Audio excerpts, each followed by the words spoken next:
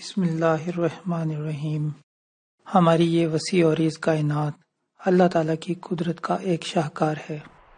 اس میں ہر ایک چیز اتنی مکمل اور متوازن ہے کہ اس میں ذرا بھر بھی بولنے کی گنجائش نہیں۔ بس اس کائنات کو دیکھ کر آدمی بس زبان حال و قال جو کہہ سکتا ہے یہ کہ ما خلقتا ھذا باطلا۔ اللہ تعالیٰ نے اپنے کلام میں بار بار کائنات میں غور کرنے کی دعوت دی ہے۔ بس اس کائنات میں غور کرنا منشا الہی ہے۔ آئیے ہم بھی کچھ وقت اس کار خیر میں گزاریں، کائنات میں حد نظر تک ہم دیکھ لیں، پرکھیں اور اس پر غور کریں کہ ہے کوئی ایسی جگہ جو نامکمل ہو۔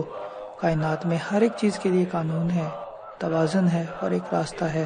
کوئی شے مجال ہے ادھر سے ادھر ہو، اس لیے بغیر اللہ کی مرضی کے کوئی ادھر ادھر نہیں جا سکتا۔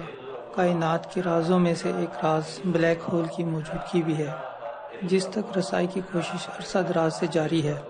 اسی کوشش کے نتیجے میں سال 1995 میں الحمدللہ ایک ایسا ستارہ دریافت ہوا جس کے ذریعے ہماری کہکشاں کے مرکز میں واقع بلیک ہول کی موجودگی کے بارے میں کچھ پتہ چل سکتا تھا۔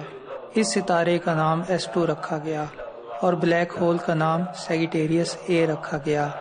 ان 23 سالوں میں جو اندازے لگائے گئے اس میں اس وقت اضافہ ہوا جب 2018 میں S2 نامی ستارے کی حرکات میں شاہکار تبدیلیوں کا ظہور ہوا۔ سبحان اللہ، کیونکہ یہ ستارہ بلیک ہول کے اتنا قریب ہے کہ بلیک ہول کے کناروں سے نکلنے والی ریڈیشنز اس تک 18 گھنٹوں میں پہنچ جاتی ہیں، جبکہ یہی ریڈیشنز زمین تک پہنچنے میں 25,600 سال درکار ہوتے ہیں۔